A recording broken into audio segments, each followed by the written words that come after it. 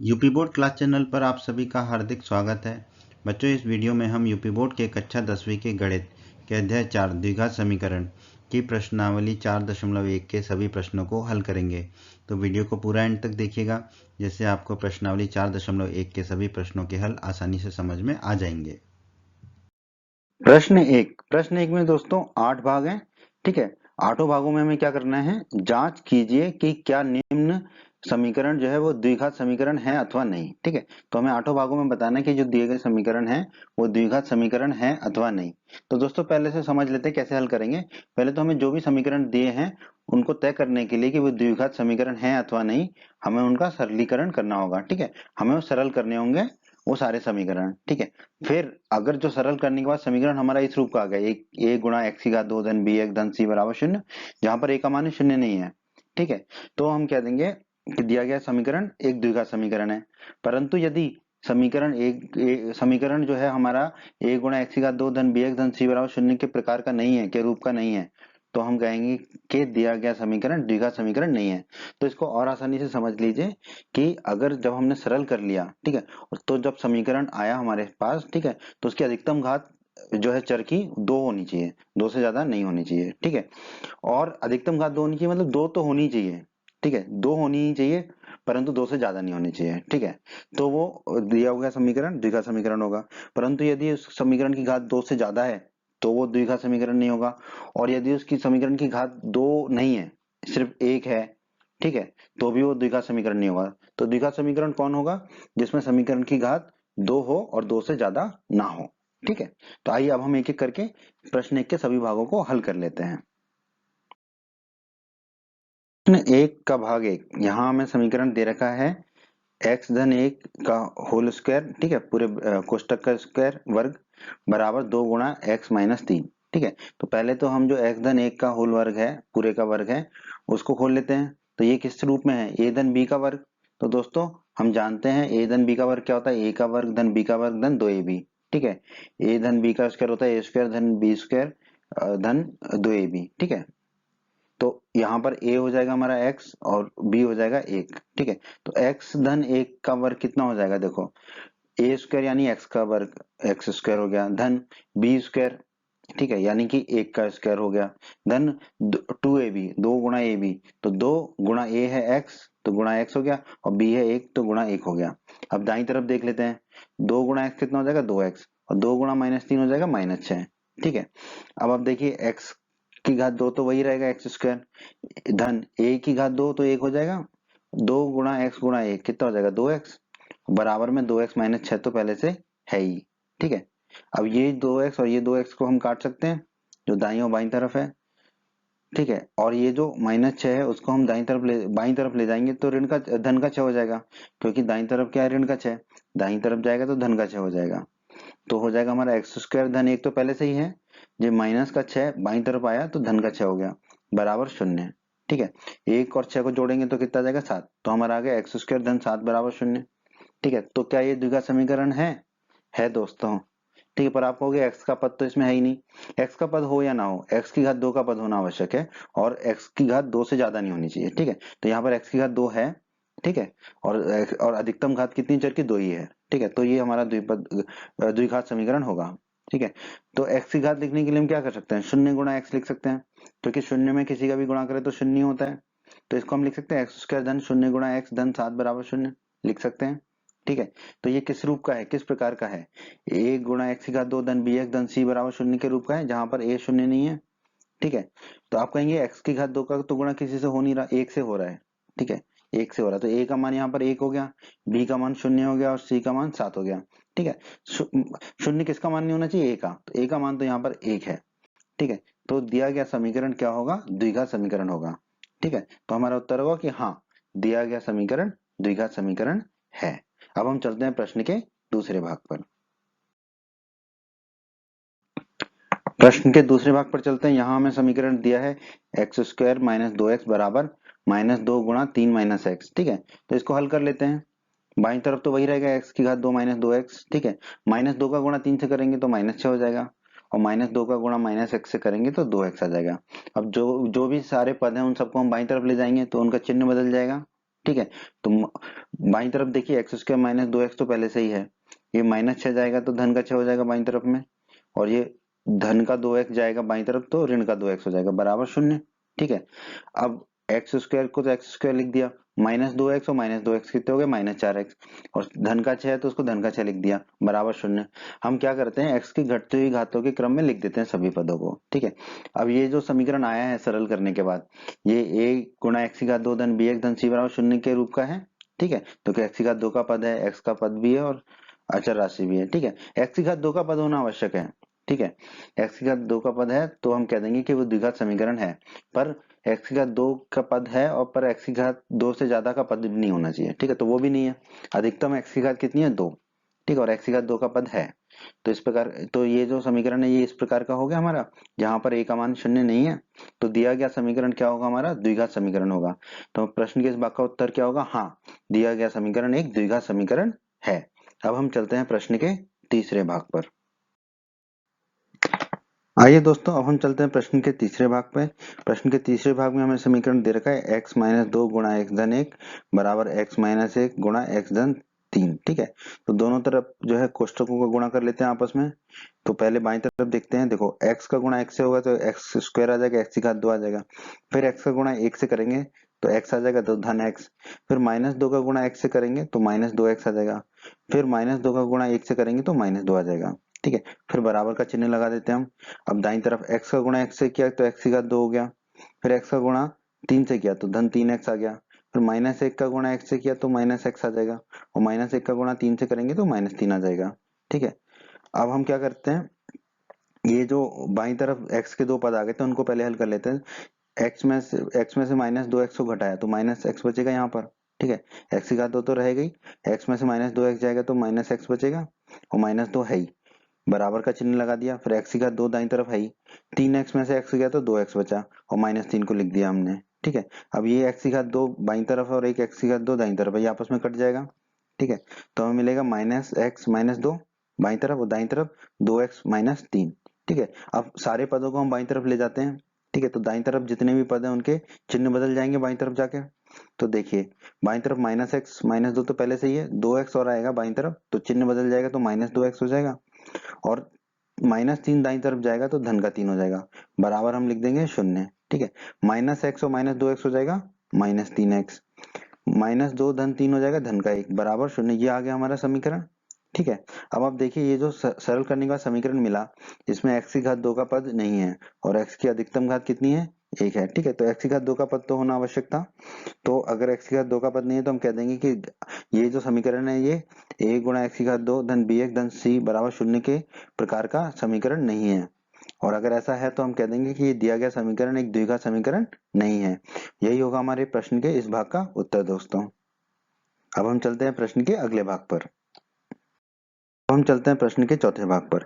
यहाँ हमें समीकरण दे रखा है x माइनस 3 गुणा 2x धन 1 बराबर x गुणा x धन 5। ठीक है। बस पहले तो सरल कर लेंगे समीकरण को, बाईं और दाईं तरफ कोष्टक खोल लेते हैं। ठीक है। गुणा कर लेते हैं बाईं और दाईं तरफ। तो x का गुणा 2x से करेंगे तो 2 गुणा x की घात 2 आ जाएगा। फिर x का गुणा 1 से करेंगे तो धन x आ जाएगा। फिर -3 का गुणा 2x से करेंगे तो -6x आ जाएगा। फिर -3 का गुणा 1 से करेंगे तो -3 आ जाएगा। फिर बराबर का चिन्ह लगा देंगे। x का गुणा x से करेंगे तो x की घात 2 आ जाएगा दाईं तरफ, और x का गुणा 5 से करेंगे तो धन के 5x आ जाएगा। ठीक है। अब हम क्या करते हैं, ये जो बाईं तरफ x और -6x है इसको पहले हल कर लेते हैं। तो x धन का x है और -6x है तो कितना बचेगा, -5x। तो बाईं तरफ हमारा क्या बचेगा, 2 गुणा x की घात 2 -5x -3, और दाईं तरफ जो था वो लिख दिया बराबर x की घात 2 धन 5x। अब दाईं तरफ जितने भी पद हैं उनको हम ले जाएंगे बाईं तरफ, तो दोनों पदों के चिन्ह बदल जाएंगे, दोनों पद धनात्मक हैं दाईं तरफ, तो बाईं तरफ जाके ऋणात्मक हो जाएंगे।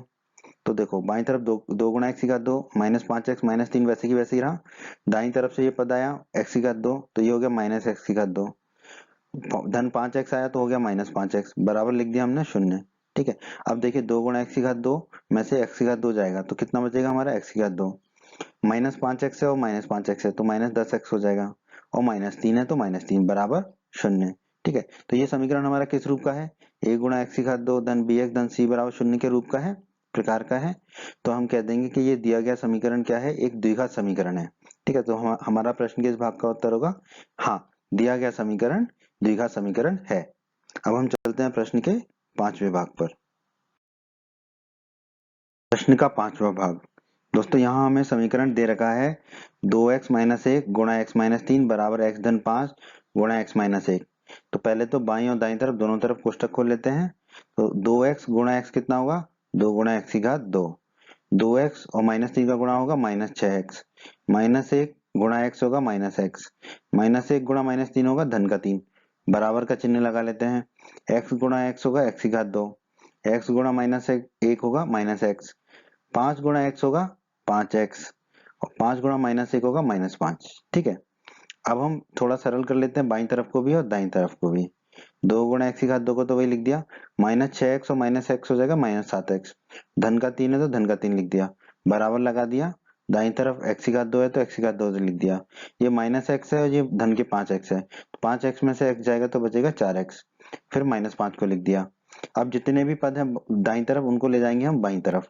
तो बाईं तरफ अगर पद ले जाएंगे, ठीक है, तो सबके चिन्ह बदल जाएंगे। तो देखो 2 गुणा एक्स की घात 2 माइनस 7x धन 3, जो बाईं तरफ था उसको तो वैसे की वैसे ही लिख दिया। एक्स की घात 2 दाईं से बाईं तरफ आया तो चिन्ह बदल गया, तो माइनस एक्स की घात 2 हो गया। धन के 4x दाईं से बाईं तरफ आए तो ऋण के 4x हो गए। ऋण के 5 दाईं से बाईं तरफ आए तो धन के 5 हो गए, बराबर 0। ठीक है, अब 2 गुणा एक्स की घात 2 में से एक्स की घात 2 गए, ठीक है, तो एक्स की घात 2 बचेगा। ठीक है, माइनस 7x और माइनस 4x हो जाएगा माइनस 11x। 3 और 5 हो जाएगा 8, बराबर 0 कर दिया। ये समीकरण हमें दिख रहा है किस रूप का है, a गुणा एक्स की घात 2 धन bx धन c बराबर 0 के रूप का है। तो हम कह देंगे कि ये दिया गया समीकरण क्या है, द्विघात समीकरण है। यही हमारे प्रश्न के इस भाग का उत्तर है दोस्तों, कि हाँ, दिया गया समीकरण एक द्विघात समीकरण है। आइए अब हम चलते हैं प्रश्न के 6वें भाग पर। आइए दोस्तों प्रश्न के 6वें भाग को हल कर लेते हैं हम। प्रश्न के 6वें भाग में हमें समीकरण दे रखा है x की घात 2 धन 3x धन 1 बराबर x माइनस 2 का होल स्क्वायर।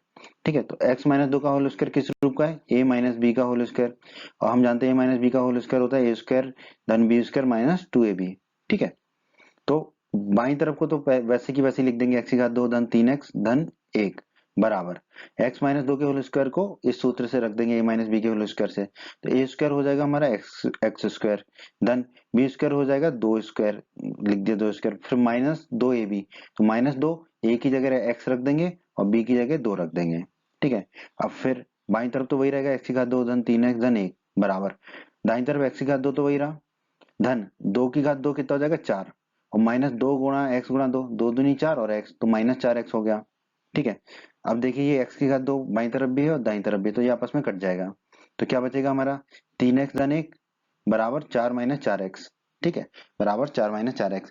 अब ये 4 माइनस 4x है, दाईं तरफ वाले पद उनको बाईं तरफ ले जाएंगे तो दोनों पदों के चिन्ह बदल जाएंगे। ठीक है, तो देखो 3x धन 1 को तो वैसे ही लिख दिया, 4 दाईं से बाईं आया तो माइनस 4 हो गया और माइनस 4x दाईं से बाईं तरफ आया तो धन के 4x हो गए, बराबर 0 लिख दिया हमने। अब देखिए 3x धन 4x कितना हो जाएगा 7x और धन 1 माइनस 4 कितना हो जाएगा माइनस 3 बराबर 0। तो इसमें x की घात 2 का पद है क्या, नहीं है। तो हम कह देंगे कि ये जो है a गुणा एक्स की घात 2 धन bx धन c बराबर 0 के प्रकार का समीकरण नहीं है। और इस प्रकार का समीकरण नहीं है तो हम कह देंगे कि दिया गया समीकरण एक द्विघात समीकरण नहीं है। तो प्रश्न के इस भाग का उत्तर होगा कि नहीं, दिया गया समीकरण द्विघात समीकरण नहीं है। ठीक है, अब हम चलते हैं प्रश्न के 7वें भाग पर। प्रश्न के 7वें भाग में दोस्तों हमें समीकरण दे रखा है x धन 2 के पूरे कोष्टक की घात 3 बराबर 2x गुणा x की घात 2 माइनस 1। तो दोस्तों a धन b का होल क्यूब, ठीक है, a धन b का होल क्यूब का हम सूत्र जानते हैं, a क्यूब धन b क्यूब धन 3a स्क्वायर b धन 3a b स्क्वायर। ठीक है, तो इस सूत्र का प्रयोग करेंगे और x धन 2 के क्यूब को खोल लेंगे हम। ठीक है, तो x धन 2 का क्यूब कितना हो जाएगा हमारा a क्यूब, a कितना है यहाँ पर x और b कितना है 2। ठीक है, तो a क्यूब होगा x क्यूब धन b क्यूब कितना होगा 2, 2 की घात 3, तो 2 की घात 3 लिख दिया, धन 3 गुणा a स्क्वायर b धन 3 गुणा a स्क्वायर कितना हो जाएगा एक्स स्क्वायर गुणा b कितना है 2, तो गुणा b 2 लिख दिया, धन 3ab स्क्वायर। ठीक है, तो धन 3 a कितना है x लिख दिया और b कितना है 2, तो 2 का स्क्वायर हो गया, बराबर में कोष्टक में गुणा कर लेंगे, 2x का गुणा करेंगे x की घात 2 से, तो कितना हो जाएगा 2 गुणा x की घात 3, ठीक है। और 2x का गुणा -1 से होगा तो हो जाएगा -2x, ठीक है। अब हम थोड़ा सरल कर लेते हैं, बाईं तरफ को जो गुणा है उसको पूरा कर लेते हैं। x की घात 3 तो वही हो गया, 2 की घात 3 कितना होगा, 2 गुणा 2 गुणा 2, यानी कि 2 गुणा 2 4 गुणा 2 8, तो ये हो गया हमारा 8, धन 3 गुणा 2 कितना हो जाएगा 6, तो ये हो जाएगा, और फिर x की घात 2 है ही, तो 6 गुणा x की घात 2, धन अब देखिए 2 गुणा 2 की घात 2 कितना हो जाएगा 4, और 4 गुणा 3 कितना हो जाएगा 12, और x है तो ये हो जाएगा 12x बराबर 2 गुणा x की घात 3 माइनस 2x, ठीक है। अब हम क्या करते हैं, जितने भी पद हैं दाईं तरफ उनको बाईं तरफ ले आएंगे। बाईं तरफ लाने पर क्या होगा, उन पदों का चिन्ह बदल जाएगा। तो देखो पहले से जो बाईं तरफ थे x की घात 3 धन 8 धन 6 गुणा x की घात 2 धन 12x, उसको तो वैसे की वैसे ही रखा। 2 गुणा x की घात 3 दाईं से बाईं आया तो ये हो जाएगा -2 गुणा x की घात 3, -2x दाईं से बाईं आया तो ये हो जाएगा धन का 2x बराबर 0, ठीक है। अब आप देखिए ये है x की घात 3, ये है -2 गुणा x की घात 3, ठीक है। तो एक चला जाएगा -2 गुणा x की घात 3 में से, 2 बचेगा -x की घात 3, ठीक है। अब ये देखिए 6 गुणा x की घात 2 है, और कोई पद नहीं है, 6 गुणा x की घात 2 का कोई और पद नहीं है, तो ये 6 गुणा x की घात 2 रहेगा, 12x धन 2x कितना हो जाएगा 14x, ठीक है। और फिर अचर राशि कितनी है सिर्फ 8, तो धन 8 हो गया बराबर 0, ठीक है। तो हमने जो है चर की घातों की घटते हुए क्रम में लिख दिया। अब देखिए इसमें जो ये जो समीकरण आया है हमारा सरल करने के बाद, इसमें x की उच्चतम घात कितनी है 3 है, ठीक है। तो ये जो समीकरण है ये 1 गुणा x की घात 2 धन b1 धन c के प्रकार का नहीं है, क्योंकि x की अधिकतम घात इस समीकरण में 3 है। तो अगर ये इस प्रकार का समीकरण नहीं है तो कह देंगे हम दिया गया समीकरण द्विघात समीकरण नहीं है, ठीक है। तो हमारे प्रश्न के इस भाग का उत्तर क्या होगा, दिया गया समीकरण द्विघात समीकरण नहीं है, तो नहीं होगा हमारा इस प्रश्न के इस भाग का उत्तर। अब हम चलते हैं प्रश्न के अंतिम और 8वें भाग पर। प्रश्न के 8वें भाग को हल कर लेते हैं। यहाँ हमें समीकरण दे रखा है x की घात 3 माइनस 4 गुणा x की घात 2 माइनस x धन 1 बराबर x माइनस 2 का होल क्यूब। देखो दोस्तों देखने से तो लग रहा है कि इसमें x की घात 3 है, तो ये द्विघात समीकरण नहीं होगा, लेकिन हम अंतिम निष्कर्ष पर तभी पहुंच सकते हैं जब हम इस समीकरण को पहले सरल कर लें, ठीक है। और तब हम बता पाएंगे कि ये द्विघात समीकरण है या नहीं। तो पहले समीकरण को हम थोड़ा सरल कर लेते हैं। तो देखिए दाईं तरफ जो x-2 का होल क्यूब दे रखा है, ये किस रूप का है, a माइनस बी का होल क्यूब, जहां पर a हो जाएगा x और b हो जाएगा 2। तो a माइनस बी के होल क्यूब का सूत्र हम जानते हैं दोस्तों, a cube minus B cube minus 3a² B धन 3ab स्क्वायर, ठीक है, ये होता है। तो a की जगह रख देंगे x और b की जगह रख देंगे 2। तो बाईं तरफ तो हमने वही की वही रखा, x की घात 3 माइनस 4 गुणा x की घात 2 माइनस 4x धन 1। दाईं तरफ x माइनस 2 के होल क्यूब को हम हल कर लेते हैं सूत्र से, a क्यूब हो जाएगा x cube minus B cube, तो माइनस लगा दिया, b की जगह 2 रख देंगे तो 2 की घात 3 हो गया, माइनस 3a² बी, तो माइनस 3 लिख दिया, a है x तो x², b है 2 तो गुणा में b लिख दिया, धन 3ab², धन 3 लिख दिया, a है x और b है 2 तो 2 का स्क्वायर हो गया। अब दाईं तरफ को थोड़ा सा हल कर लेते हैं हम, ठीक है। बाईं तरफ तो हमने वो जो था वही लिख दिया, x की घात 3 माइनस 4 गुणा x की घात 2 माइनस x धन 1। दाईं तरफ भी x की घात 3 तो वही लिख दिया, माइनस का चिन्ह लगा दिया, 2 की घात 3 कितना हो जाएगा 8 लिख दिया। अब देखिए 3 गुणा 2 कितना हो जाएगा 6, तो ये होगा 6 और x की घात 2 है तो 6 गुणा x की घात 2 धन, ठीक है। अब देखिए 2 की घात 2 है तो 4, 4 3 12 तो ये हो जाएगा 12x, ठीक है। अब ये x की घात 3 माइनस 4 गुणा x की घात 2 माइनस x धन 1, उसको वैसे की वैसे ही लिख दिया। और ये जितने भी पद थे दाईं तरफ उनको बाईं तरफ ले गए तो सारे पदों के चिन्ह बदल जाएंगे। तो x की घात 3 हो जाएगा माइनस x की घात 3, माइनस 8 हो जाएगा धन का 8, माइनस 6 गुणा x की घात 2 हो जाएगा धन के 6 गुणा x की घात 2, और धन के 12x हो जाएंगे माइनस 12x बराबर लिख देंगे हम 0। अब देखिए ये x की घात 3 से ये x की घात 3 कट गया, वंडर ऑफ साइंस देखिए, ठीक है। अब ये है धन के 6 गुणा x की घात 2, ये है माइनस 4 गुणा x की घात 2, तो कितना बचेगा हमारा 2 गुणा x की घात 2, ठीक है। अब ये देखिए ये है माइनस 12x, ये है माइनस x, तो माइनस 12x और माइनस x हो जाएगा माइनस 13x। ये देखिए ये है 8 और ये है 1, 8 और 1 हो जाएगा 9 बराबर हम लिख देंगे 0, ठीक है। तो हमारा जो समीकरण आया ये किस रूप में आया, देखो इसमें x की अधिकतम घात 2 आ गई, ठीक है, x की अधिकतम घात जो 3 थी वो कट गई, ठीक है। तो ये आ गया हमारा a गुणा x की घात 2 धन b1 धन c बराबर 0 के प्रकार का समीकरण हमें मिल गया।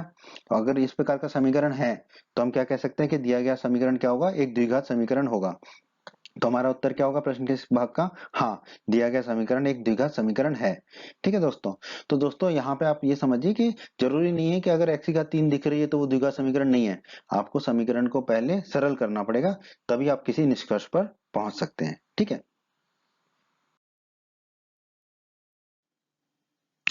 बच्चों, अगर आप हमारे यूपी बोर्ड क्लास चैनल पर नए हैं और आपने अभी तक हमारे यूपी बोर्ड क्लास चैनल को सब्सक्राइब नहीं किया है, तो जल्दी से सब्सक्राइब बटन को दबाकर यूपी बोर्ड क्लास चैनल को सब्सक्राइब कर लीजिए और बेल आइकन को भी दबा दीजिए। इससे आपको क्या फायदा होगा, जब भी हमारा कोई नया वीडियो आएगा तो उसका नोटिफिकेशन सबसे पहले आपको मिलेगा। और जब भी आप यूट्यूब में वीडियोस को सर्च करेंगे तो आपको हमारे चैनल के वीडियोस ऊपर नजर आने लगेंगे। बच्चों, इस अध्याय के बाकी सभी वीडियोस को देखने के लिए आप कभी भी आई बटन पर क्लिक कर सकते हैं। आई बटन पर क्लिक करने से आपको इस अध्याय के बाकी सभी वीडियोस के लिंक मिल जाएंगे। प्रश्न 2 के दोस्तों 4 भाग हैं। हर एक भाग में हमें क्या करना है, निम्न स्थितियों को द्विघात समीकरण के रूप में निरूपित करना है। ठीक है, तो हर भाग में हमें स्थितियां दे रखी हैं कुछ, उनको हमें द्विघात समीकरण के रूप में लिखना है। अर्थात हमें स्थितियों को, द्विघात समीकरण क्या होता है हमारा, a गुणा x की घात 2 धन bx धन c बराबर 0 के रूप में निरूपित करना होगा। ठीक है, तो प्रश्न के चारों भागों में हमें जो है इस तरह का समीकरण बनाना होगा। a गुणा x की घात 2 धन bx धन c बराबर 0, यही होता है हमारा द्विघात समीकरण। तो आइए अब हम प्रश्न 2 के सभी भागों को एक एक करके हल करते हैं। तो आइए चलते हैं प्रश्न के पहले भाग पर। तो प्रश्न के पहले भाग को हल कर लेते हैं।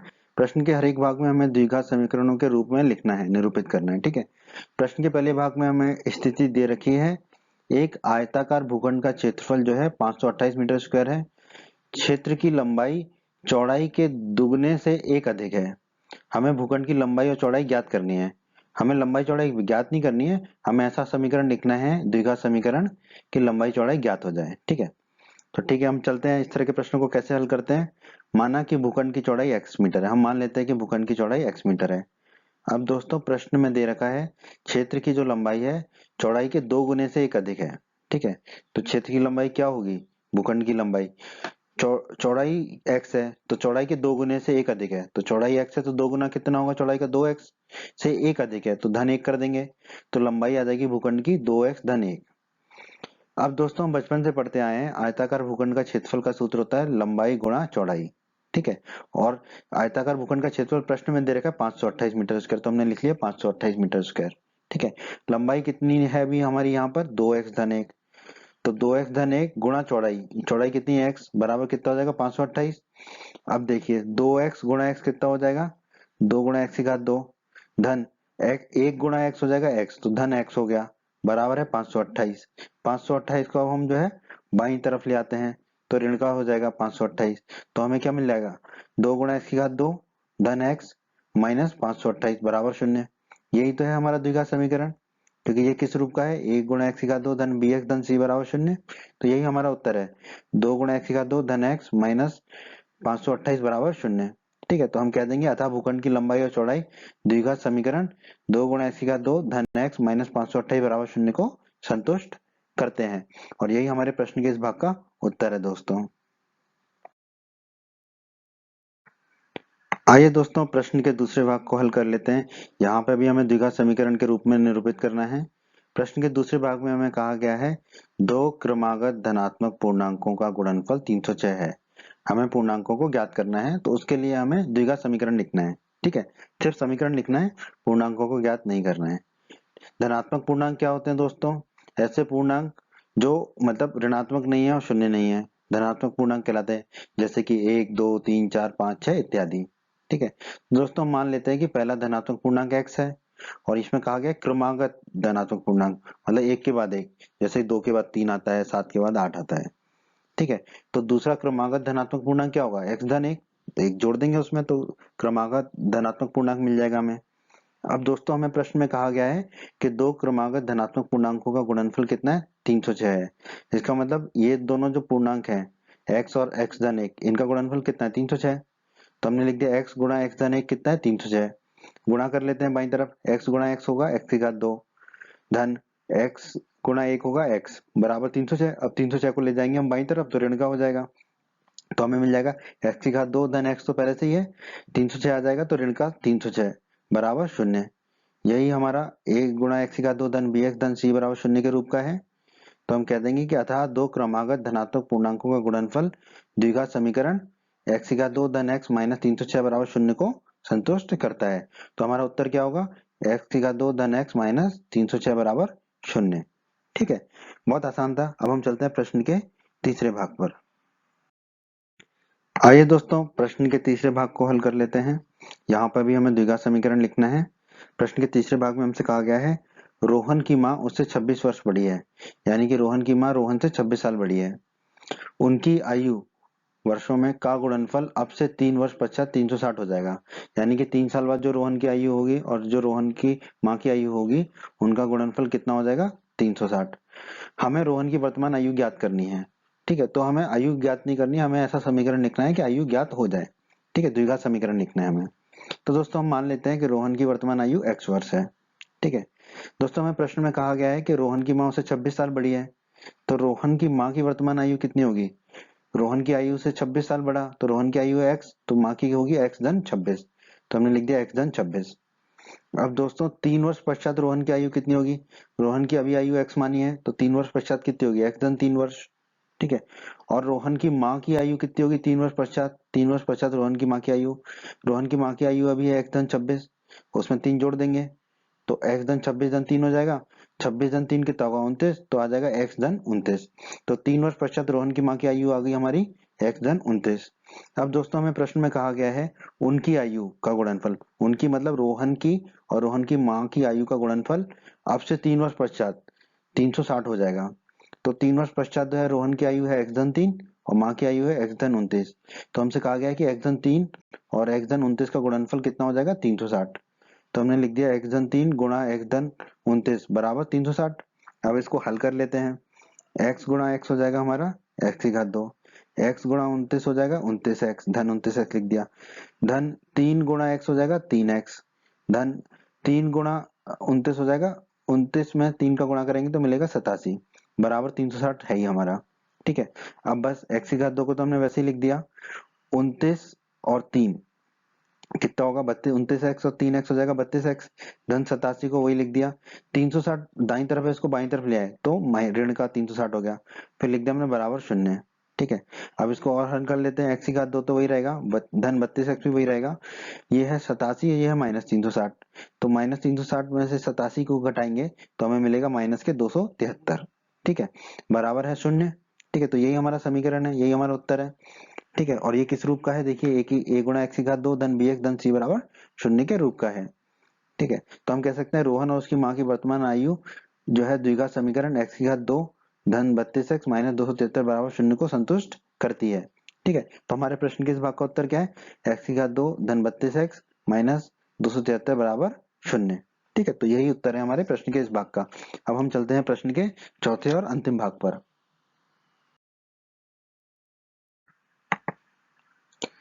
आइए दोस्तों, प्रश्न के चौथे भाग को हल कर लेते हैं हम। इसको भी हमें द्विघात समीकरण के रूप में निरूपित करना है। प्रश्न के चौथे भाग में दोस्तों हमें दिया गया है एक रेलगाड़ी 480 किलोमीटर की दूरी 480 किलोमीटर की दूरी समान चाल से तय करती है। यदि इसकी चाल 8 किलोमीटर प्रति घंटा कम होती तो वह दूरी तय करने में उसको 3 घंटे अधिक लगते। जाहिर सी बात है, अगर चाल कम कर दी जाएगी तो समय अधिक लगेगा। तो कितना समय अधिक लगेगा, 3 घंटा। तो हमें रेलगाड़ी की चाल ज्ञात करनी है। ठीक है, तो ऐसा द्विघात समीकरण लिखना है। तो दोस्तों जो हमें ज्ञात करना है वो हम मान लेते हैं। पहले मान लेते हैं रेलगाड़ी की जो चाल है वो x किलोमीटर प्रति घंटा है। ठीक है, और कुल दूरी कितनी तय करती है रेलगाड़ी, प्रश्न में दे रखा है 480 किलोमीटर। दोस्तों हम बचपन से पढ़ते आ रहे हैं चाल बराबर होता है दूरी बटा समय। ठीक है, तो समय को बाईं तरफ ले जाएंगे तो ऊपर चला जाएगा और चाल को दाईं तरफ ले जाएंगे तो नीचे आ जाएगा। तो समय क्या होता है हमारा, दूरी बटे चाल, ये हम जानते हैं बचपन से। ठीक है, तो दोस्तों 480 किलोमीटर तय करने में रेलगाड़ी को कितना समय लगेगा, दूरी बटे चाल, समय कितना लगेगा, समय बराबर है दूरी बटे चाल। दूरी कितनी है, 480 किलोमीटर, और रेलगाड़ी की चाल हमने मानी है x, तो यह आ गया हमारा 480 बटा x। अब दोस्तों अगर रेलगाड़ी की जो चाल है वो 8 किलोमीटर प्रति घंटा कम हो जाए तो रेल नई चाल कितनी होगी रेलगाड़ी की, अभी कितनी है x है, और अगर वो कम कर दिया हमने 8 किलोमीटर प्रति घंटा तो नई चाल कितनी होगी, x माइनस 8। ठीक है, जैसे मान लो अगर पहले 100 किलोमीटर प्रति घंटा थी, 8 किलोमीटर प्रति घंटा कम कर दी तो नई चाल कितनी होगी, 100 माइनस 8 यानी कि 92। ठीक है, तो हमने लिख दिया x माइनस 8। अभी x है 8 किलोमीटर प्रति घंटा की रफ्तार कम हो गई, चाल कम हो गई, तो नई चाल आ गई हमारी x माइनस 8। ठीक है, तो नई चाल से भी उसको 480 किलोमीटर की दूरी तय करनी है, तो उसमें कितना समय लगेगा? दूरी बटे चाल, दूरी तो 480 ही है, चाल कितनी हो गई? x minus 8। ठीक है, अब हम आगे बढ़ते हैं। तो दोस्तों हमने निकाल लिया था कि जब जो है रेलगाड़ी x किलोमीटर प्रति घंटे की रफ्तार से चल रही थी तो समय कितना लग रहा था? 480 बटे x। ठीक है, और नई चाल क्या थी हमारी रेलगाड़ी की? x minus 8। तो जब नई चाल से चल रही थी x माइनस 8 से तो समय कितना लग रहा था? 480 बटे x माइनस 8। दोस्तों प्रश्न में दे रखा है यदि इसकी चाल 8 किलोमीटर प्रति घंटा कम होती तो वह दूरी तय करने में उसे 3 घंटे अधिक लगते। ठीक है, मतलब वैसे उसे दूरी तय करने में कितना समय लग रहा है? 480 बटा एक्स। और जब उसकी रफ्तार 8 किलोमीटर प्रति घंटा कम कर दी तो जो समय लग रहा है वो पहले समय लग रहा था उससे 3 घंटे ज्यादा है। ठीक है, तो इसको हम कैसे लिख सकते हैं कि जो रफ्तार हमने कम कर दी इसकी x माइनस 8 रख दी, तो जब समय लग रहा है वो कितना समय लग रहा है? जो पहले समय लग रहा था, ठीक है, जब x की रफ्तार से चल रही थी उससे 3 घंटा ज्यादा, तो जो पहले समय लग रहा था 480 बटे एक्स उसमें हम 3 जोड़ देंगे तो ये हमारा समीकरण आ जाएगा। अब हम क्या करते हैं, 480 बटे एक्स को हम ले जाएंगे बाईं तरफ। ठीक है, बाईं तरफ ले जाएंगे तो ये ऋण का हो जाएगा। तो हम देखो 480 बटे एक्स माइनस 8 तो है ही बाईं तरफ, 480 बटे एक्स को लेगा तो ये ऋण का 480 बटे एक्स हो गया। दाईं तरफ कितना बचा बराबर में? सिर्फ 3। ठीक है, अब हम क्या करेंगे, यहाँ पे 480 को कॉमन ले लेंगे बाईं तरफ। 480 को कॉमन ले लेंगे बाईं तरफ, तो 480 बटे एक्स माइनस 8 में से 480 को कॉमन लिए तो क्या बचेगा? 1 बटे एक्स माइनस 8, माइनस 480 बटे एक्स में से 480 को कॉमन लेंगे तो कितना बचेगा? माइनस 1 बटे एक्स। ठीक है, तो ये बचा माइनस 1 बटे एक्स बराबर 3। अब ये 3 को हम बाईं तरफ ले जाएंगे तो बटे में आ जाएगा। ठीक है, तो हमें मिलेगा 480 बटा 3, 3 बाईं तरफ जाएगा तो बटे में आ जाएगा।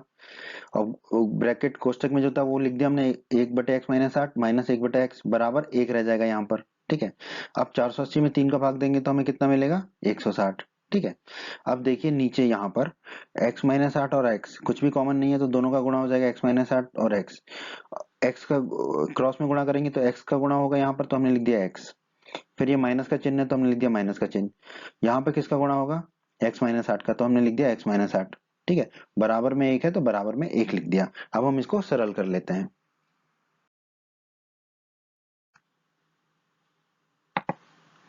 तो यहां तक हम आ गए थे, अब हम इसको सरल कर लेते हैं, बस कोष्टक को खोल लेते हैं ऊपर।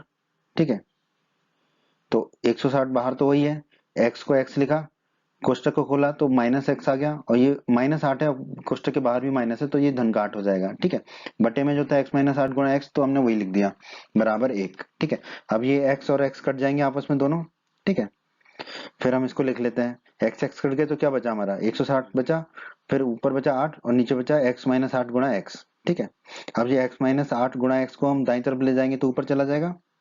ठीक है, तो यहाँ बचेगा 160 गुणा 8 बराबर x माइनस 8 गुणा x दाईं तरफ जाएगा तो 1 से गुणा होके यही बचेगा x माइनस 8 गुणा x।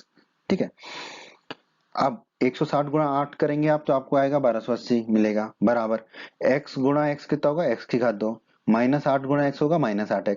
अब जो है 1280 को हम ले जाते हैं बाईं तरफ, दाईं तरफ, तो ये ऋण का हो जाएगा 1280, और बाईं तरफ बचेगा शून्य, तो हो जाएगा शून्य बराबर x की घात 2 माइनस 8x तो पहले से ही है, 1280 दाईं तरफ गया तो ऋण के 1280 हो गया।